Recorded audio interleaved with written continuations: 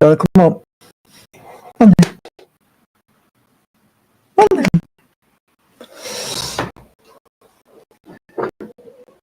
Sonny, we come to the back. It's okay. Oh, look at that eye. All-seeing eye. Do you know much about the all-seeing eye? Do you know much about it? The cornerstone. The cornerstone. All-seeing eye. Do you know much about it? Let me draw it properly.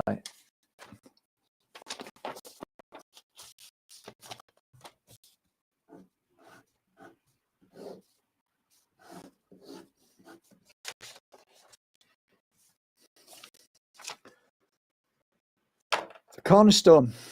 That's the cornerstone. That's the Masonic, the symbolism of the Illuminati. Yeah, that's basically the symbol of the all-seeing eye. Did you know that's a symbol of God? That's actually the symbol of God. Look it up. I made myself a coffee. So how did I make this coffee? Look, it's a frothy coffee. Look. Hang on.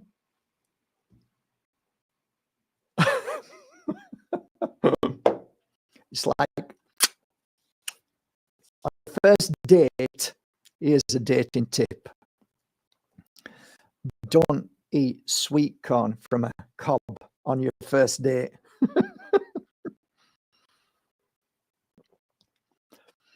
How did I make this? I've got a frothy coffee maker. You're a scruff, Mr. Byers. You really are a scruff. I'm just a peasant. And cheers to all the peasants out there. Right, so what we got in here? I grabbed a handful of... You can shut up as well. I grabbed a handful of almonds. I put them in the blender with water, with this water, beautiful Benassal from the north, really gorgeous water. Whizzed it up for a while, then sifted it out. Right, you don't want all of that stuff in, so sieved it out till it comes out in the lowest lovely almond milk. That's real almond milk, not the cartons. Poison, not the cartons, poison. A real almond milk. Really simple to make, very quick. A tip, you'll struggle a little bit on the throat if you don't soak the almonds overnight. If you soak them, it's easier to drink and it won't stick to the throat as much. Listen to all these tips. So I'm going to get some fresh coffee and it's organic, but which should I choose? Because coffee is not good for you, really, is it? So should I choose the organic coffee or should I choose the organic decaf coffee? Decaf! No, decaf is actually worse. But just use the normal coffee. So, yeah, put it in my put it in my machine. When it finishes, then I got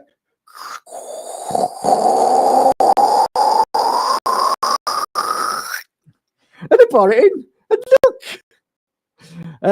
and I'm not paying $3.60, $4.90, please. just a little bit of coffee and a couple of well, maybe six beautiful almonds. There you go. Tip for the day. So I got Lily behind me, so a bit difficult to. You can't see her, can you? She's there, sat behind me. There she is. Look. Yeah, she likes to be close. That lovely, eh? Isn't it lovely? Only animals have that effect on us, right? Imagine if a human being does that to you everywhere you walk. I think there's been a lot of divorces with that. I've been with beautiful women who have loved me and said, you know what? I want somebody closer. Like, oh, cool, okay, no problem. Well, bye then. 6 weeks later, I can't stand him. He follows me to the toilet. It's driving me insane. Be careful for what you wish for. Do you actually really know what you wish for? I don't think most people do. I want to be famous. No, you don't. Trust me, you don't. I want people to recognize me. No, you don't. Trust me, you don't.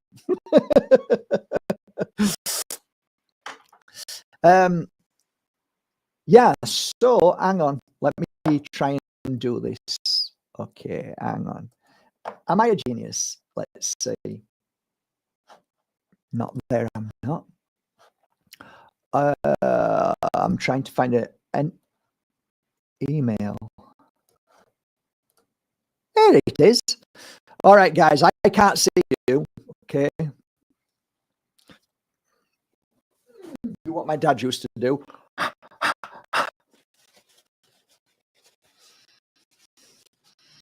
Shakrev. That's a swear word in Polish. No idea what it means. But he used to like to use that word a lot. So I know a lot of swear words in Polish, but not much of the language. Not my fault. I've a word with my dad about that in spirit. Okay, so I'm going to read you this from a lovely, lovely lady. I'm not going to say her name. I like the last bit. Hope this is normal and that I am not going mad. With a big smile at the end. Fantastic. Absolutely fantastic. How many times did I say as a healer, am I going mad? We've really been hijacked in this world. We've really, really been hoodwinked. We've been lied to so badly. We have been we've been deceived so badly when it comes to the real purpose of our path and journey. We've been deceived so badly to what our true purpose is in this world. True purpose isn't, hello, children, what would you like to be when you're older? Oh, so do I have an option? Yes, of course you do, as long as it's my option. And what's that, teacher? It's called the system. We give you the option. Ah, okay. So it's not really an option. Of course it's an option. You can be a nurse, you can be a doctor, you can be a lawyer, you can be a fireman, you can be... what if I don't want to be any of those things? Oh, stop being naughty. Stop being naughty. Behave yourself, Matt Bayersky. Sorry, Mrs. Bayersky, but your son is uncontrollable. Yes, we can't control him. God save us all from those that try to control us. So this is beautiful. I'm going to read it to you. I just wanted to ask if you could relay this to Mark. This is a beautiful lady who's actually going through the Pure Energy Healing course right now. So this is a genuine thing.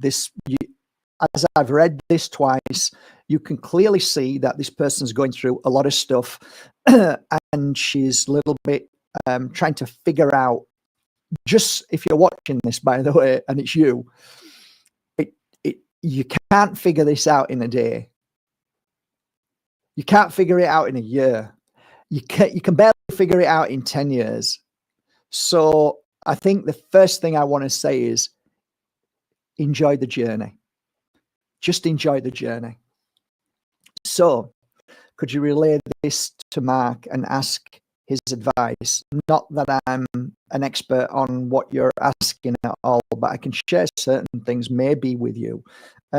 So, advice on what happened to me.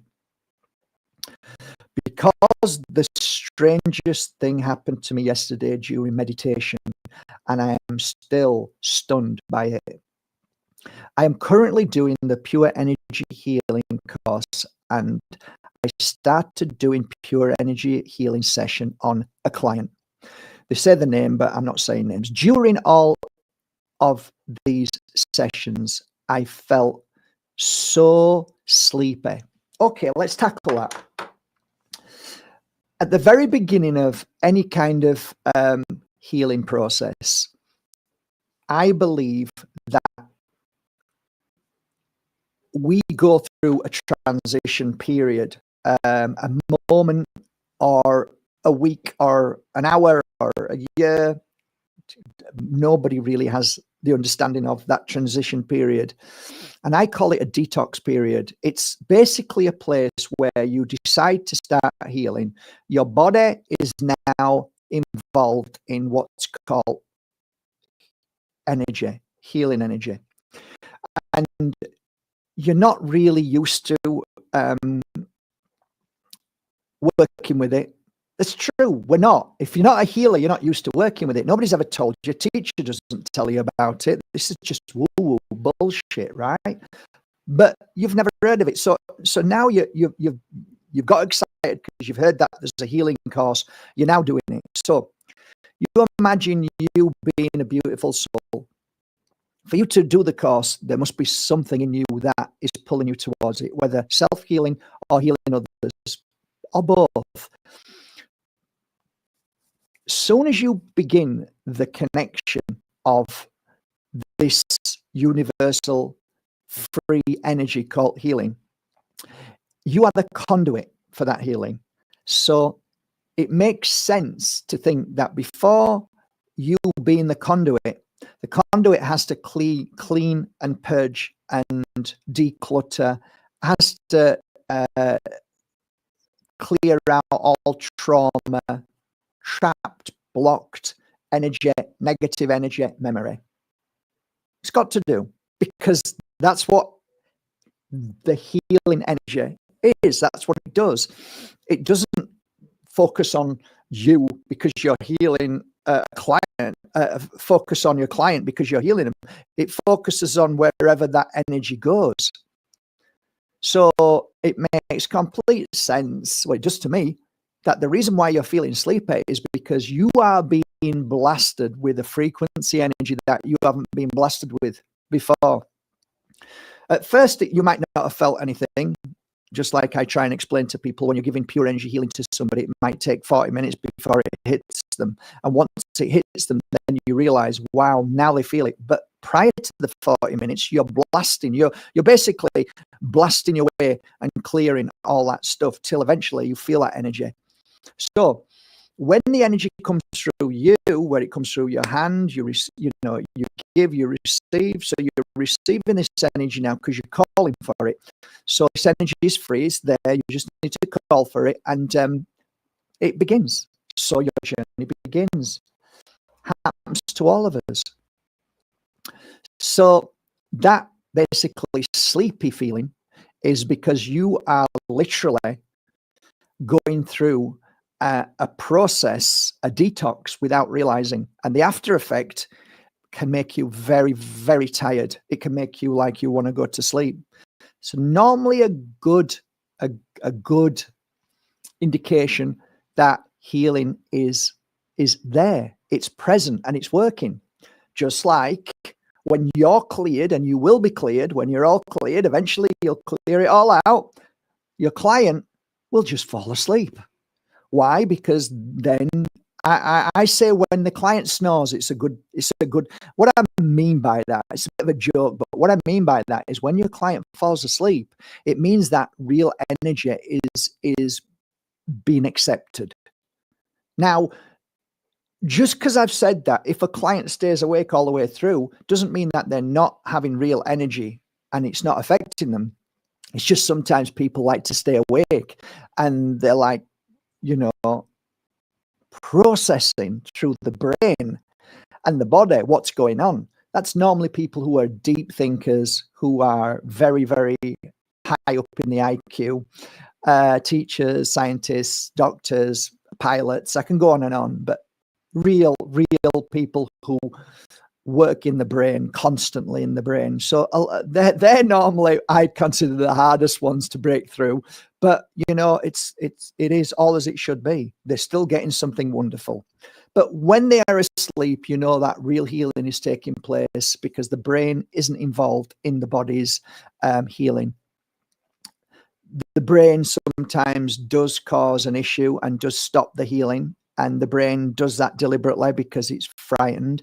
It doesn't want to be taken over by anything. It wants to be the forefront of energy. So when this new energy comes in, the brain sometimes fights. But depending on where you are, how you're feeling, I think it really depends on the individual. Some people are just freaking exhausted and they just can't cope with their brain anymore. They don't realize it. They don't know it. They don't think about it because the brain's not going to say, hey, by the way, it's me. The brain's going to go, no, it's not nothing to me. Not to do with me. Come on, let's do something. Let's not. Shut up. Go to sleep. I'll call you when I'm ready. This might take a while, eh? Sorry. But this is what it is. So, fly. Okay. So going back to the last sentence, during all of these sessions, I felt so sleepy, as if I was going to crash. And I felt profound need to do meditation. Wow, that's beautiful. Do you know what that tells me? It tells me that you are connected to your consciousness. Your brain never tells you to meditate.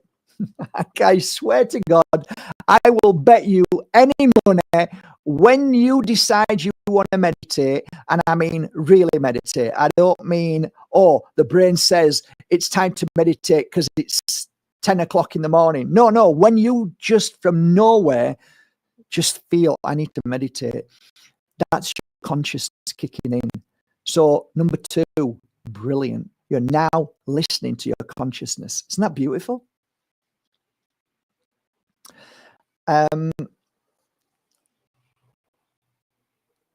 So, and that's what it says. So I did.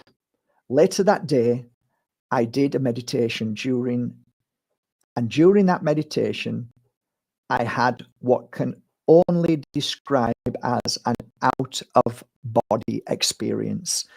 So out of body experience is very rare, very rare. A lot of people, again, I don't like to be condescending in any way or egoistic, but I think a lot of people say that they've had out of body experiences, but they've just said it or they've imagined it. A real out of body experience cannot be a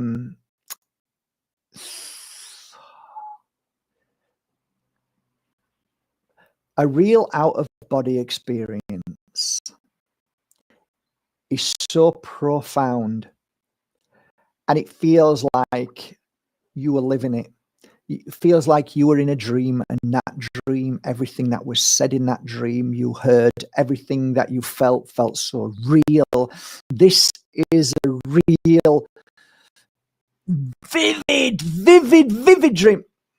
When you're doing an out of body experience, it's mind, heart, body blowing. It's incredible.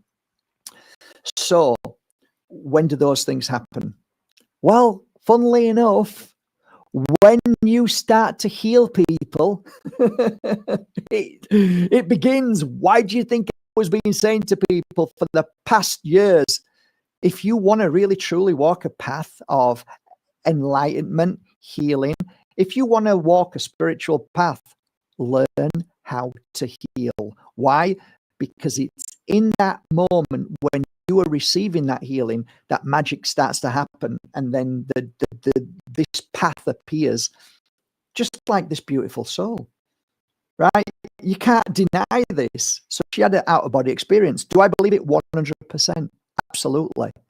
What happened, I don't know precisely, but as I read this, it will have relevance and meaning to her, not to me, not to you, but to her. So that's another thing as well with vivid dreams. A lot of the times that experience is for you, not for the person that you've dreamt about. Normally it's about you, and you have to figure that out. And people have dreams all the time, right? I have dreams all the time. You have dreams all the time. And sometimes we want to run and tell people that dream because it might be significant to them. But normally it's something about you and what you need to learn from it. That's my understanding about dreams, as little as I know. So let's continue. All of a sudden, I felt a rush of energy going to my chest and then through my chest. So going into my chest, a rush of energy going into my chest and then through my chest. It was so powerful that I couldn't move. Wow. I couldn't do anything. Wow. I was so powerful that it almost strangled me and pinned me to the bed. That's some energy right there. Then I saw myself being lifted by that energy, sitting up and going down from the bed. I looked up and saw an old-fashioned electric box on the wall. I didn't know what it was doing there because our house is from 2007 and it almost certainly doesn't have these old electrical boxes from the 70s in the bedroom. Again, very interesting. And just like that, all of a sudden, I was back in the room and in my body and on the bed. I still don't know what happened. It's great. It's wonderful that you don't know what happened. That's the whole point, because it's never happened to you before, so you won't know what happened. That's the whole point of this. All of these things are brand new and it's beautiful. I mean, I am not sure if I sat up or if I was laying down or what time on the bed. Well, there is no time and space. I've told you this, guys. When you're really, truly doing healing, there's no time and space. Time disappears and anything can happen at that moment. So, I mean, I am not sure if I sound on the bed, did I just see my spirit self sit up, or did it really sit up from the rush of energy? Either or, I would have said, but more than likely, it was your spirit. That's why sometimes when we feel like we're elevating, that's our spirit. We think physically, oh, this is physical, but it's normally spirit. It's your spirit moving. Your spirit is attached to the physical body that you have. Some people call it by cord, and I do believe that. I've seen it before. And that cord is always there no matter where you go, and it pulls you back in again. There's something special about the seed of life and that cord. So yeah, 9 times out of 10, it's your spirit that's moving and your body's trying to understand it. So I don't know. Right afterwards, I looked at the wall and there was no electric box from the 70s there.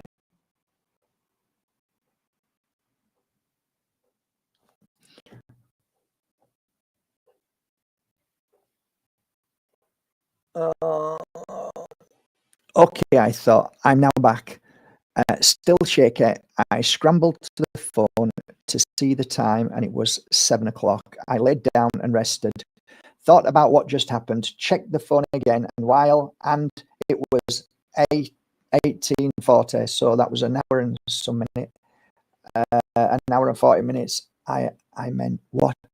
I started Googling. I don't know if I had hallucinated the time the first time around and what happened, because I couldn't have gone back in time. Obviously, it was so strange.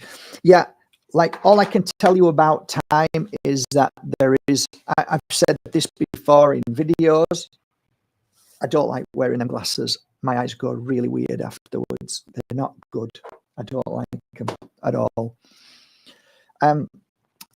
So the reason why I say there's no space and time, and there is, if you've ever watched my videos in the past, I talk about being able to be in control of time. So you are the controller of time. You're the master of time. You can make it go fast. You can slow it down, and you can even reverse it at times. Slowing down means just that. You reverse the time.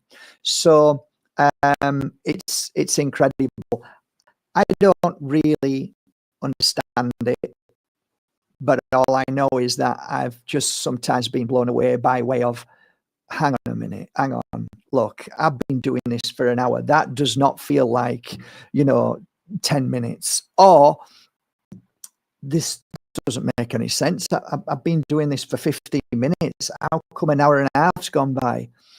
So you start to sit down and contemplate, which I clearly read that you did sit down and think about these things. So this is a good thing. The fact that you're sitting down and contemplating these things is an amazing thing. It shows that you're honest and you're truthful.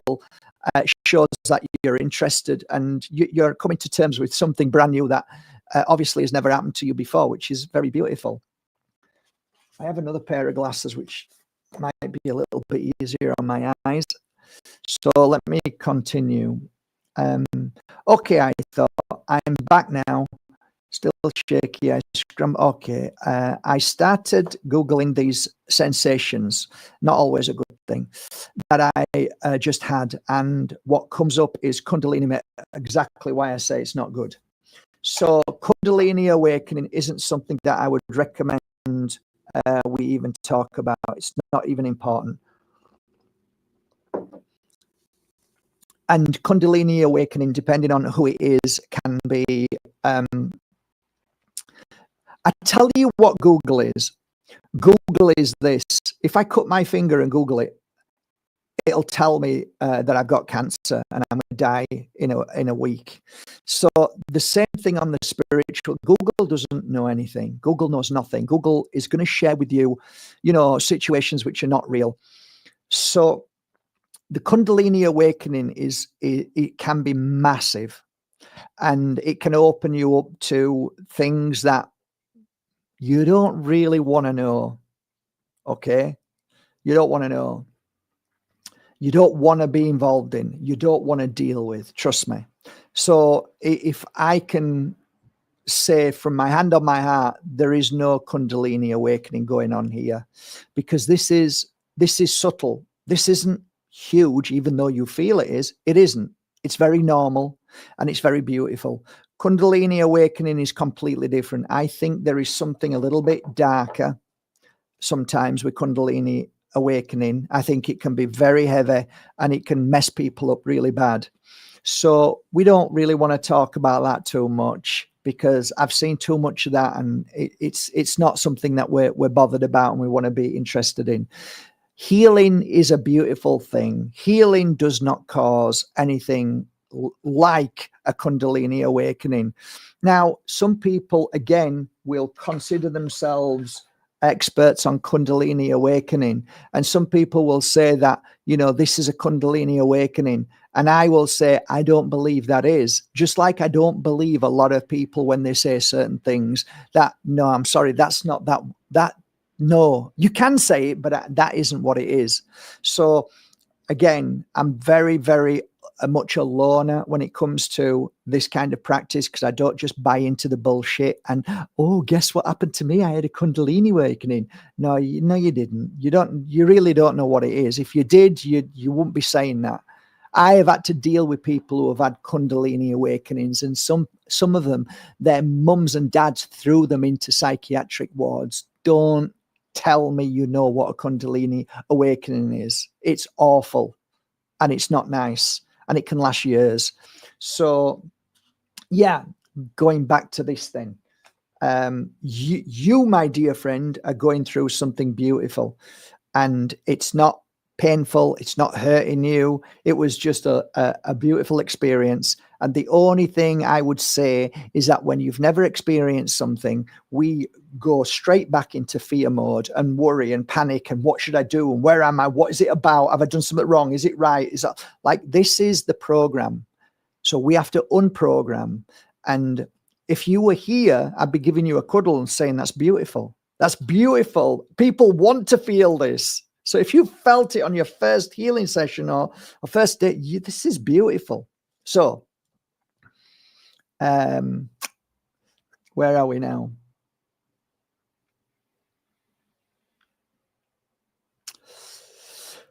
Could it have been it? I would say no. So what I remember was that after the initial shock, well, let's be honest, a shock, how do we interpret the word shock? To me, a shock is if I've seen somebody get knocked over, right? This isn't shock. It's something different. It's something incredible. And it's something beautiful. So I wouldn't call it shock. I'd just call it an experience. And I'm sure if you're listening to this now, I think you'd probably say, yeah, it was an experience. It wasn't demonic. It wasn't dark. It hasn't caused you trauma. It's different. And your brain tells you if it's different, then it's something we should be worried about. That's your brain. But your spirit, your soul knows it's fine. I mean, yeah. Okay. Where are we? A shock of the massive energy entering my body. It's just beautiful. I'm jealous, by the way. I felt and saw myself sitting up from the energy surge from the base of my spine. Okay, that's probably why you've typed that into Google and it said it's Kundalini. Your base of your spine is incredibly powerful. It is a PowerPoint, and that is amazing. Doesn't mean it's a Kundalini awakening. All what the computer's done is come up with spine, and then it's giving you Kundalini. That is the best way I can explain it. It's nice. I like the way you explain it. And I got quite frightened when it happened yesterday. And I initially started fearing I could have brought something. Yeah, here we go. You've just answered your own question. So because it was new and it was different, your brain started to fear. Not what was good. If you trusted it, if you were in here and you trusted it, you would have taken the best of it. You would have shut your mind off and just taken the best of it. I could have brought something dangerous back with me from this trip. There is no danger from trips of leaving your body, in my humble opinion. Especially when you haven't gone anywhere where there isn't anything really dark and demonic. So it was just a quick trip out. I don't think, I have friends who have done this full time for a long time, leaving the body, and they've gone to places where there are darker protections stopping people from going into certain places, and so there's a fight back that I've been told. I've never gone searching for anything personally when I'm out of body experience. What I try and do, I try and do the same thing as I do as a human being. I get on my motorbike in Bali and look up and say, all right, guys, take me to where you want me to go. And then I just drive. When I do out of body experience, I say, take me to where you want me to go. And it's not like, so I don't do this specific going to, Antarctica or going here or going there. I'm not bothered about any of those things. It's got nothing to do with my path at all. So you didn't bring anything bad back with you. Your brain started panicking and worrying. And because you're not here with me giving you a cuddle saying, no, you're all fine. There's nothing wrong. You can't bring anything back with you. You're all good. You're all good. So yeah, and then it was so strange. You said different. Okay, but then my intuition tells me that it wasn't that kind of energy. Good for you. It was just overwhelming power, exactly, but not dark. Good stuff. I didn't read this bit. I only read a few lines before, so this is new to me now. It's beautiful. I just felt overwhelming power, but not dark. There you go. You figured it yourself. I don't think it felt dark, at least. Doesn't to me, and it didn't to me. What you're writing here doesn't. I am, however, confused. Aren't we all? I am not on any drugs, neither me. I used to say this to everybody I've spoken to when I was doing healing sessions and afterwards, telling them about all these strange things. No alcohol, nothing. Yeah. You sound like me. Please let me know if other people have experienced such feelings after performing their healing sessions or simply by awakening. So it was completely a shock to me. It came out of nowhere during what I thought was a beautiful crystal meditation with Moldavite and clear quartz. Yeah, Moldavite and clear quartz. That's why I had a load of Moldavite and clear quartz made. And they're one of the best sellers on my website. Not trying to sell, I'm just saying. One of my best sellers. People absolutely love the energy of those two. So yeah, to finalize, thank you very, very much for contacting me. Great message. I hope you're listening to this now. Sounds like you had a blast. I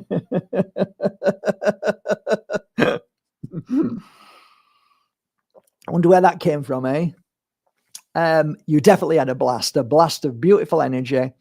Whatever it was, I believe wholeheartedly it was the energy of our spirit world. It was the energy of our aura or life force. It was the energy of whatever is needed to help the process of becoming more intuitive, more stronger, more powerful, more empathic, more sensitive, all the things that we need, that we are going to experience in the coming healing sessions with others and meditations. All of these things are all beautiful. There is nothing negative. There is nothing dark. We live in a world now where we are hijacked by newcomers coming in, podcasters coming in, telling you, don't mess with healing. It's all dangerous. And all. This is all by design. I can pull these messages apart and share with you what is real and what isn't real as feelings, as I feel as you type. I can feel that you are a kind, caring, loving soul, a soul that wants to be more connected to our spirit world. I feel that you want to be of service. I feel that you want to make a difference in this world, but I also feel that you want to heal. And I believe wholeheartedly that your soul is connected to your body, and your soul is saying to the spirit world, I'm ready. I'm now ready. I've done what I've needed to do in life. I now want to walk a path of true healing and enlightenment. And therefore, you are receiving all the spiritual medicine you need via energy, frequency, and vibration. What you've experienced there is a profound, beautiful, loving experience, one that should be written down and taken note of. It is beautiful. Long may they continue. May you have more wonderful experiences through your own meditation and through healing others. Don't stop. Keep going. It's beautiful. You're doing amazing work. You are no different from me. It's just that I've experienced a lot of things, so I'm just helping you along this journey. All that you've written there is beautiful, is perfect, and I'm jealous because I always say this, I miss all of those new things at the beginning of my healing path. The amazing things, the furniture moving in my bedroom because my energy was so strong because I was doing one healing after another. So we would wake up together, me and my wife, when we were married, and the furniture would move. Things would happen whereby I'd walk on the street and lights would go on and off, and I'd look up thinking, is it going to go on or go off? things that would happen where people would just walk up to me and just go namaste or, Sat Sri Akal. I'm like, what? Why would somebody do that? When the pupil is ready, the teacher appears. That's basically what happened. What is that saying? When the pupil is ready, the teacher disappears. Because you become the teacher. So anyway, that's it. I just wanted to share that with you guys, man, and knock that off. Are you still on? Are you still with me? You're gone. There's still a few people on. I guess this is really mainly for people who are interested in healing and want to learn about healing. People often ask me what healing modality is the best. I don't believe there is. I think every modality will bring you to some kind of experience and enlightenment, whatever you feel. I believe that my healing journey was a beautiful one. I went from pranic healing, and then I did a few other modalities that didn't sit with me. One day, one a week, none of them sat with me. And then I just started trusting in my own healing. I just started doing it myself. So from pranic, I'd gone from one part of the room to next to the client working on them. Like, it didn't feel right being so far away from my client. I wanted to be closer. I wanted to feel more. I wanted to work on that body energy field more and feel. And me personally, it was better for me. Like some healers or doctors who have taken pranic healing, they'll sit across the room and do the healing work. That's fine, but it wasn't me. So I started breaking the boundaries. I started breaking the rules of other healing modalities, and I broke them because I was told this is what you should do. Like, in pranic healing, they say don't put your hand over, an old person's eye for too long because it can cause issue. And I realized that wasn't, I was breaking I'm like, hang on, I was doing that and it wasn't working on my client. And I'm like, break through this, Mark. I could hear my message, break through this. You are not Master Kokosui. You are Mark Bayerske. So Master Kokosui probably couldn't do it because his powerful energy was too strong. So he only needed to do it for a minute or two or three. Me, my energy may not have been that strong. So now I'm working on it, and I'm working on it an hour and 2 hours. And my client's saying, oh, my eyes are a lot better. Oh, this is better. Or that's better. Oh, okay. So trust in your own experience. Listen to your client. Follow the guidance of your client. Don't get your ego up so that I know better than you. No, you don't. Your client knows better than you.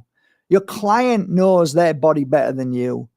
So I followed that. How do you feel? At the beginning, I'm trying to listen and understand and feel. And it took a few years before I realized, just shut your mouth, Mark. Just shut up and let the healing take place. Let the healing speak for you. Don't speak. Don't say what you felt and what you did. Just let the client tell you. And that's what I did. And to this day, I'm the same in that energy. I don't force my work on anybody. I don't tell them what they should and shouldn't have.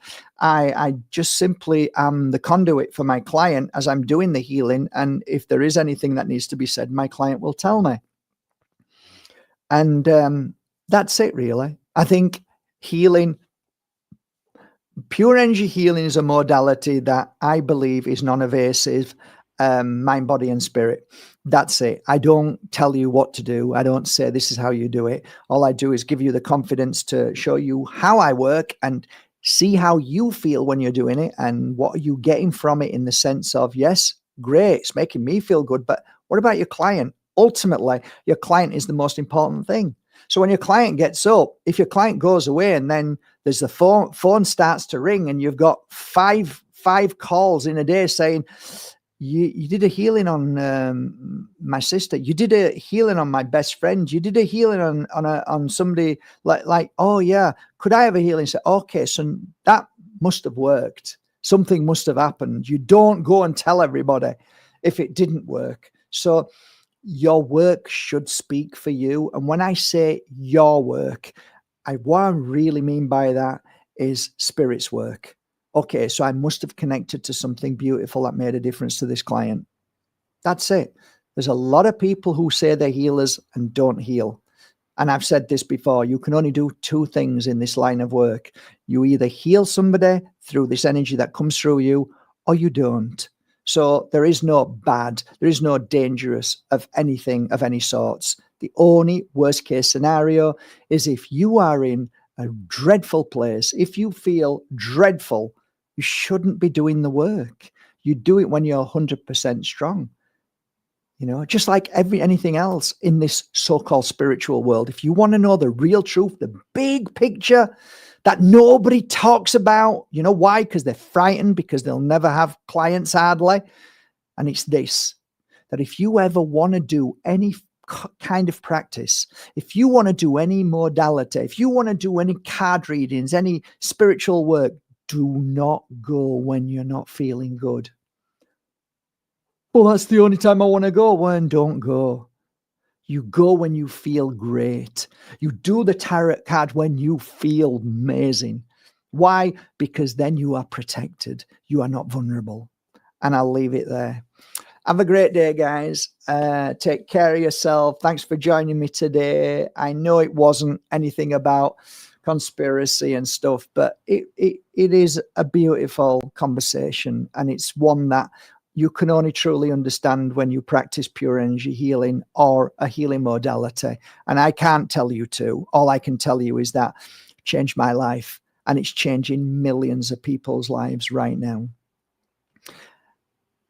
Have a beautiful day, guys. I've got to say, I never really interact with you properly on here, and it's because sometimes you'll ask me a question and I'll get it completely wrong. I've got dyslexia and dyspraxia, so it's always a little bit difficult for me. You know,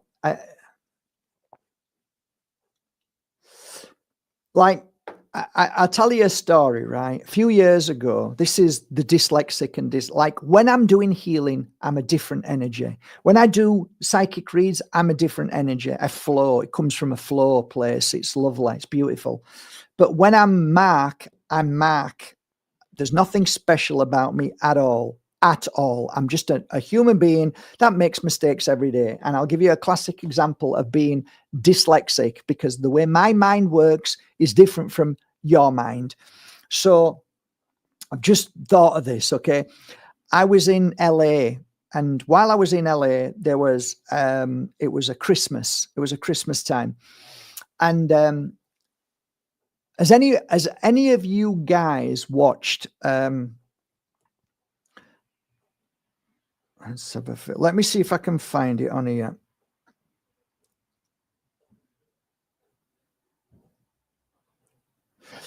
As Jack Nicholson in As Good as It Gets, where he tells the guy that he's got bacon in his pocket. Jack Nicholson. Wonder why the dog prefers me. It's not affection. It's a trick. I keep bacon in my pocket. Okay. See? So I watched that movie. I love that movie. I've got bacon in my pocket. Okay. So my humor added to my dyslexia, dyspraxia, and whatever it is you want to name it. Okay. I just know I'm different. I come from my mind works differently. Okay. I'm at a party with a group of people that have never met me before. They're all chatting away, saying, "Oh, I was with so and so last night, and Tears for Fears. We were sat and we were having a great night. Like what the lead singer, yeah, and like everybody's talking about who they know, and they're all really, they're all famous. They're all actors and actresses, and I'm sat there. There's a dog, okay, in the house, a little dog." And for some reason, it keeps coming up to me. And somebody said the dog really loves you.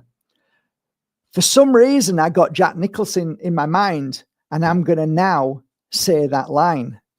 And I say, that's because I've got a sausage in my pocket. And everybody kind of looks at each other, and I'm like, Okay, then nobody's laughing. Anyway, it kind of goes on the night, and I go and sit down again, and the dog jumps on me again, and a guy said to me, "Oh, that dog really loves you." And I said, "That's because I've got a sausage in my pocket." Anyway, nobody laughs, and I never really thought much about it. And on my way home, right, the guest that I was with, who never said anything, said, "Very strange what you said." And I'm like, "What do you mean?" "But you said that you got a sausage in your pocket." And I'm like, "Yeah, it's funny, isn't it?" And then I realized I said sausage and I meant bacon. Till this day, I think those people never invited me back. And hey, that's Mark. Crazy.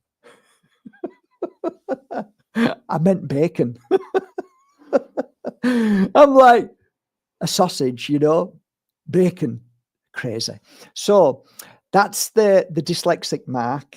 Don't take him to parties, whatever you do. Just keep him at home and lock him up. I'm wishing you all a lovely day, guys, from the bottom of my heart. Don't judge me too harshly. I really did mean bacon. Have a great day. Take care, everybody. Bye for now. Bye.